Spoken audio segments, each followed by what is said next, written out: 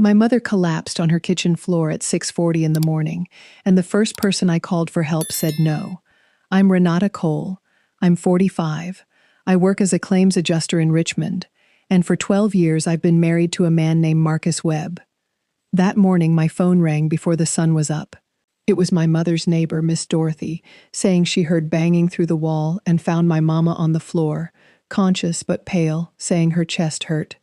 My car was at the shop, transmission. I dropped it off the night before, and Marcus knew that. I told him twice. So I shook him awake and said, "Mom fell. I need your keys." He rubbed his eyes and said, "I've got that site walkthrough at 8 o'clock. Can't your brother take her?" My brother lives in Ohio. Marcus knew that too. I said, "Marcus, this is my mother. She might be having a heart attack." He sat up, looked at me and said, "Not my problem. Figure it out." I want to be clear about something. In 12 years of marriage, I had never once heard him say those 4 words to me. Cold, flat, like I'd asked him to fix a leaky faucet on his day off. I didn't cry, I didn't argue. I said, "Okay." And I called an ambulance for my mother, then a rideshare for myself, and I left him standing in our bedroom in his boxers. My mother had a mild heart attack.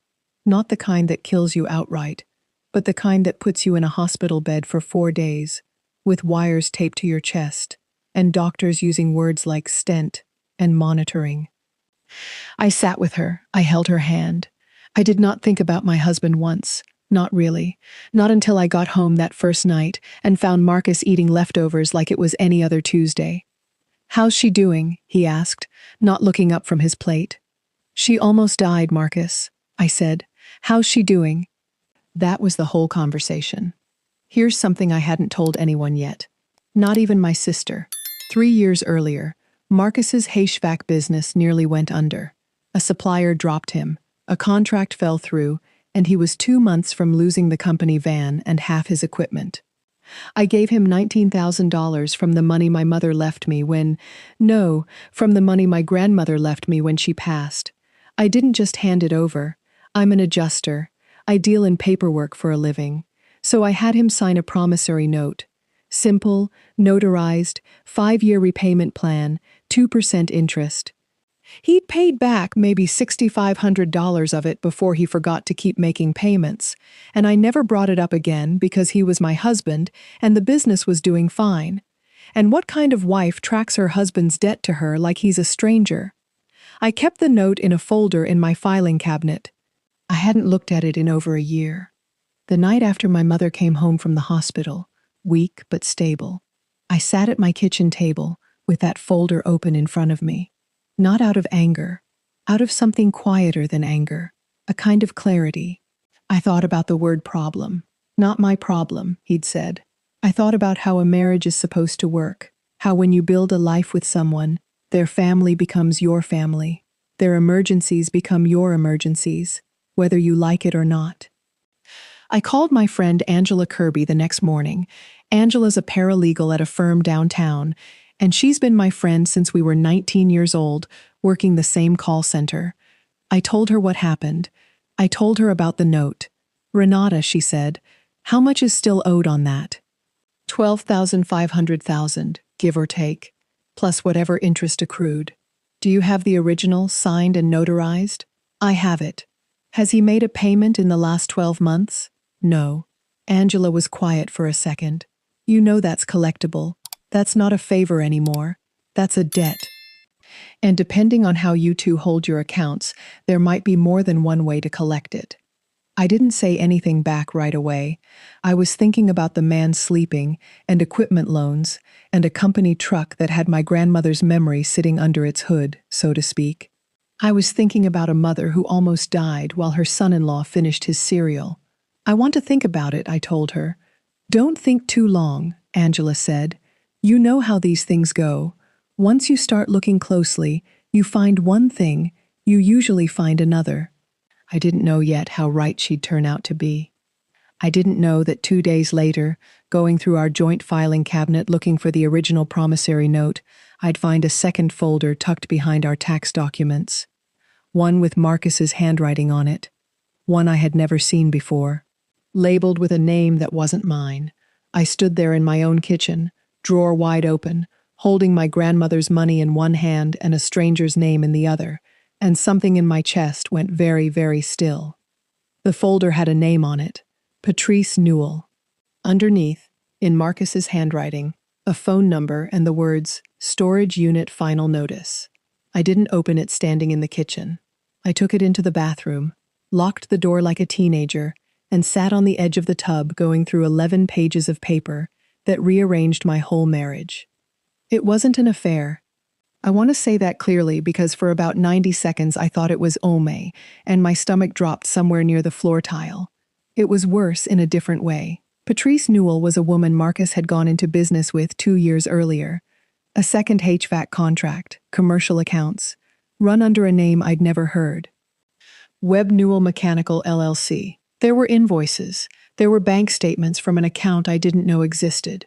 An account that had received payments totaling almost $42,000 over 20 months. He had been running a second business quietly while claiming money was tight, while telling me 3 years ago that he needed my grandmother's inheritance because the original company was drowning. I called Angela that night from my car parked 2 streets over from my own house because I needed air that didn't have him breathing it too. He's got a whole separate LLC, I said. Registered 2 years ago. There's $42,000 moving through an account I've never seen. Angela didn't gasp. Angela doesn't gasp. That's not who she is. She said, Okay, first question. Is your name on that LLC anywhere? Any liability tied to you? I don't think so. It's just his name and hers. Second question. Did any of that revenue come in after you gave him the $19,000? I checked the dates against the promissory note that same night, cross-legged on my bathroom floor, with both folders spread in front of me like evidence at a trial I hadn't decided to hold yet. The LLC was registered 4 months after I wrote him that check. The first payment into that account came 6 months after. He took my grandmother's money to save a business that was already being replaced by a better one he didn't tell me about, one with another woman's name on it. I confronted him 3 nights later. Once I'd stopped shaking enough to trust my own voice. I didn't yell. I laid both folders on our dining table and asked him to sit down. What is this? He said, though I watched his face, and he already knew. You tell me. He tried 3 different stories in about 4 minutes. First, that Patrice was just a business partner, nothing more, as if I'd asked about romance. Then, that the second LLC was going to help both companies eventually. Then, when I pointed at the dates, that I wouldn't understand the cash flow situation. I understand cash flow fine, I said. I understand a promissory note too. You want to talk about the $19,000 of my grandmother's money that's still sitting $112,500 short. That's when his voice changed.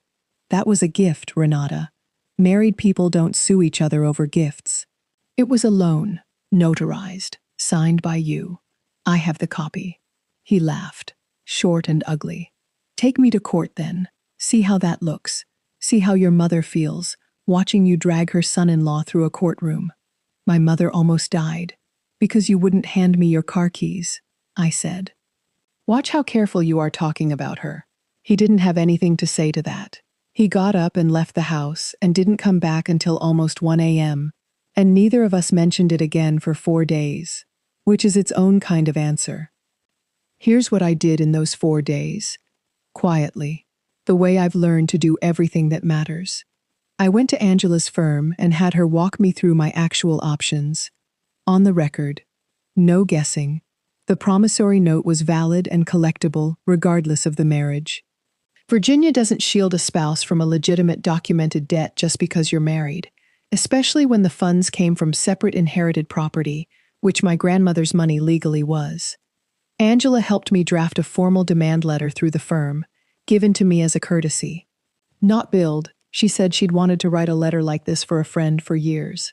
It gave Marcus 30 days to begin repayment, or face a civil suit for the outstanding balance, plus accrued interest. Separately, I pulled our joint bank and credit statements going back 2 years. Quietly, one printout at a time, and confirmed what I suspected. None of the Webb Newell mechanical revenue had ever touched our joint household account. Every dollar of that $42,000 stayed separate. Meanwhile, our joint account had absorbed my full salary contributions for 2 years. While he told me things were tight, I also called my mother, who by then was walking short distances again. Doctor's orders. Cardiac rehab twice a week. I hadn't told her any of it. Not the folder, not the debt, not the fight. I just told her I loved her, and I was glad she was still here to annoy me about my parking job. "Something's wrong with you," she said. "She's 78 and sharp as ever. You don't call just to say you love me. What did that man do?" I told her, all of it. She went quiet on the phone for a long moment, and then she said something I still think about. "Baby, I raised you to keep receipts. Every good storm you ever weathered, you had paper for it. Don't stop now." On day 31, the demand letter's deadline came and went, with no payment and no response from Marcus. Just silence, and him sleeping in the guest room without either of us saying why. I filed the civil claim through Angela's firm that Monday morning, small claims for the outstanding note balance, and had him formally served at his shop 3 days later in front of 2 of his employees. That was the piece he couldn't survive quietly. He started calling me at 11:40 that morning. By the time I left work that evening, my phone showed 41 missed calls from my husband and 1 voicemail, his voice shaking in a way I had genuinely never heard from him before, saying, "Renata, please, we need to talk before this goes any further. Please don't do this to me in front of people." I looked at that number, 41, and for the first time since that morning in our bedroom, I felt something close to steady. I let the phone ring out all 41 times. I wasn't punishing him for sport. I just didn't have anything to say that a voicemail could hold, and I wasn't going to negotiate a legal claim over the phone in a parking lot. He was waiting on our porch when I got home. "You had me served at work," he said before I even got my key in the door. In front of my guys. "Renata, that's my reputation. You had a whole business you hid from me while I paid off your first one," I said. "We can talk about reputation." He followed me inside. For the first time since the folder, he didn't argue a single fact. He sat down at the same dining table where I'd laid out the evidence 4 days earlier, put his face in his hands and said, "I didn't think you'd ever find out." I told myself I'd catch the note back up once Webb Newell got steady. "That's not an apology," I said. "That's a confession with a timeline attached. What do you want from me?" "I want the $12,500 my grandmother left me, with the interest we agreed on in writing. And I want you to sit with the fact that you told me my mother wasn't your problem while you were sitting on $42,000 you never mentioned once." He didn't defend that part. Not one word. He just nodded, and for the first time in 12 years of marriage, I watched my husband cry. Not the performative kind, the kind that comes out ugly and involuntary. Shoulders shaking because he finally understood there was no story left to tell. The case moved the way these things actually move, not fast.